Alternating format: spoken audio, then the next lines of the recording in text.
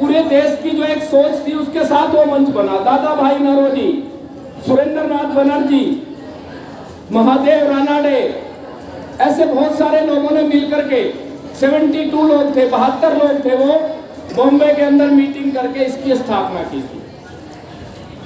Lord Curzon आ गया, जो अंग्रेज शासन था उसका जो गवर्नर जनरल था वो लॉर्ड कर्जन। लॉर्ड कर्जन ये सपना देखता था कि ये मंच जो है खत्म करना जरूरी है, और वो 1988 से उसने इस तरह की कोशिश की कि ये टूट जाएगा। जो उनकी राइटिंग्स हैं उनके अंदर भी वो लिखते हैं कि ये भारतीय राष्ट्रीय कांग्रेस ज्यादा दिन नहीं चलेगी, हम इसको खत्म कर देंगे। और उसके बाद जुल्म शुरू हुआ। वो बाल गंगाधर तिलक जो अखबार निकालते थे महाराष्ट्र के अंदर, उन्होंने शासन व्यवस्था के खिलाफ लिखा, अंग्रेजों के जो कानून थे, काले कानून, उनके खिलाफ लिखा, और 1897 में उनको 18 महीने के लिए जेल में डाल दिया गया। और 1897 से लेकर 1900 तक देश के अंदर एक भारी अकाल पड़ा, और उस अकाल में 70,000 से ज्यादा लोग मारे गए, भूख से मर गए। और 1900 बाद के अंदर जब धीरे धीरे ये जो मंच था, इस मंच का उद्देश्य क्या था? ये मंच ये अच्छी तरह समझता था कि हमें अपने देश की जनता को दो बातें बतानी है, क्योंकि अंग्रेज ये दो बातें कहते थे। अंग्रेज कहते थे कि भाई हम आपकी शांति और सुरक्षा रखेंगे। अभी आपके पड़ोस में 5 राज्यों में चुनाव हुए हैं। उत्तर प्रदेश में किस नारे के साथ चुनाव लड़ रही थी भाजपा? कि भाई हमने कानून व्यवस्था बहुत बढ़िया कर दी। तुलना कर लेना, अंग्रेज कह रहे थे कि हम इस देश के अंदर हमने शांति स्थापित कर दी, हमने बहुत बढ़िया शासन आपको दे रहे हैं। और दूसरा, लोगों के मन में ये बैठ गया था, भ्रम बैठ गया था कि अंग्रेजों को कभी हटाया नहीं जा सकता। जो ये मंच था, इस मंच ने उन दो बातों के लिए कहा। उन्होंने कहा, दादा भाई नौरोजी, उन्होंने ये कहा कि कोई भी व्यक्ति अपनी पीठ पर लात खेलेगा, लेकिन पेट की लात नहीं चलेगी। आप कानून व्यवस्था की बात ठीक कह रहे हो, पर हमारे तो जो भूख से लोग मर रहे हैं, पेट की जो लात है वो सहन नहीं होगी हमें। तो एक तो उन्होंने लोगों को इसके लिए जागरूक किया। दूसरे, उस समय तक लोगों में ये भावना थी कि राजनीति केवल राजाओं का काम है, आम जनता का इससे कुछ लेना देना नहीं है। मंच ने लोगों को बताया कि राजनीति आम जन का काम है। आम जन जो है वो राजनीतिक जागरूकता लोगों में पैदा हो। और दूसरे, ये विश्वास दिलाया लोगों को कि अंग्रेजों को भी हटाया जा सकता है, अंग्रेजों को देश छोड़ने के बाद किया जा सकता है। ठीक इसी अंग्रेज क्या करते थे? अंग्रेजों ने उसी समय वो हमेशा जो आज भी हम देखते हैं बांटने की राजनीति, अंग्रेजों ने 1905 के अंदर बंगाल का विभाजन कर दिया। बंगाल का विभाजन भी कैसे किया? बंगाल उस समय जो प्रांत था उसमें असम था, बिहार था, उड़ीसा था, और जो पूर्वी बंगाल है, आज बांग्लादेश जिसको बोलते हैं, ये सारा मिलाकर के बंगाल था। और उन्होंने उसका विभाजन कैसे किया? विभाजन ऐसे नहीं किया कि बंगाली भाषी अलग हो गए हों। उन्होंने बंगाली भाषी को भी 2 हिस्सों में बांट दिया। उन्होंने 3.1 करोड़ लोग थे, असम और पूर्वी बंगाल जिसको हम बांग्लादेश कह रहे हैं, उसको अलग कर दिया।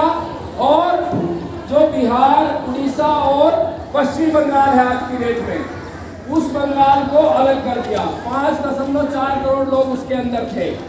तो इस तरीके से बंगाल का विभाजन किया। जुलाई के अंदर ये उन्होंने घोषणा की अंग्रेजों ने। अगस्त में आंदोलन शुरू हो गया बंगाल के विभाजन के खिलाफ। और उस दौर के अंदर हम ये भी देख सकते हैं कि अभी तक जो भारतीय राष्ट्रीय कांग्रेस का जो मंच था वो केवल कुछ सुधारों की बात करता था। उसके अंदर ज्यादातर जो उसके नेतृत्व पर था वो नरम दल जिसको हम बोलते थे उसका कब्जा था। लेकिन इस बंगाल विभाजन के बाद जो आंदोलन हुआ, उस आंदोलन के अंदर जो गरम दल है, जिसमें बाल गंगाधर तिलक, विपिन चंद्र पाल, लाला लाजपत राय, अजीत सिंह, अरविंद घोष, इन लोगों का नेतृत्व उभर के सामने आया।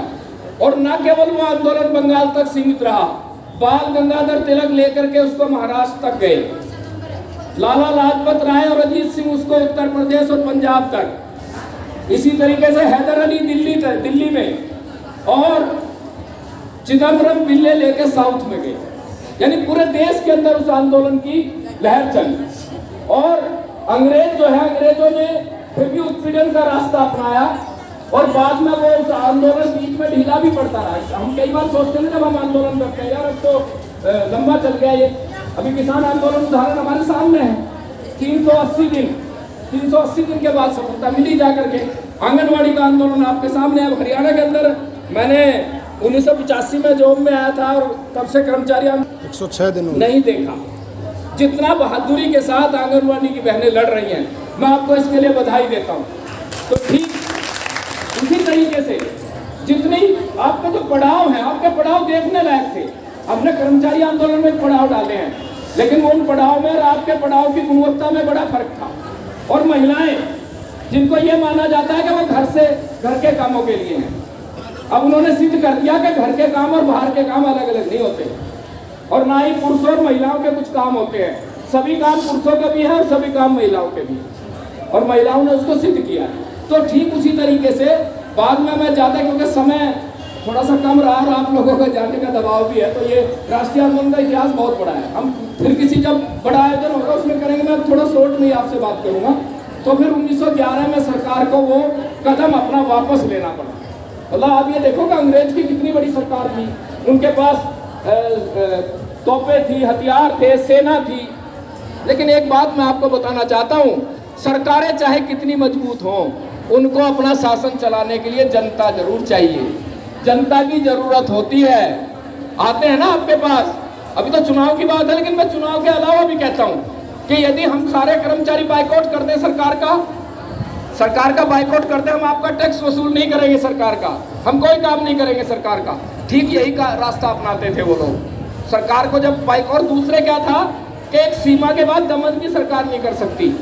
सरकार को अपना चेहरा भी दिखाना होता है अंतर्राष्ट्रीय समुदाय को, राष्ट्रीय समुदायों के बीच में, तो उसकी भी एक सीमा होती है।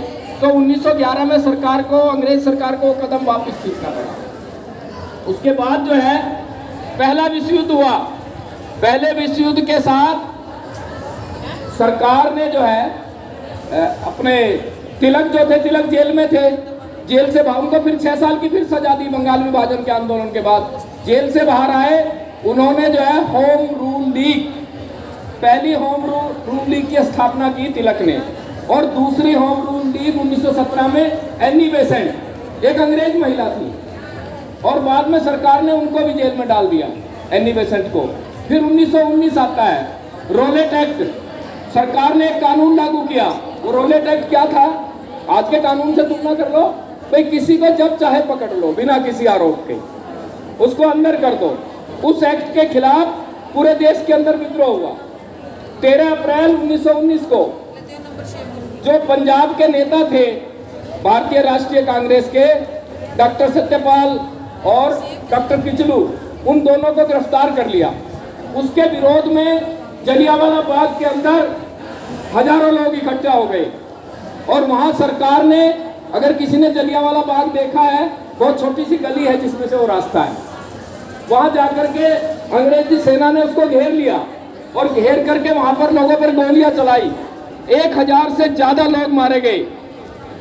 अभी तो शायद पता नहीं उसका रूप कुछ बदल गया है, वरना तो वहां जो कुएं थे उसके अंदर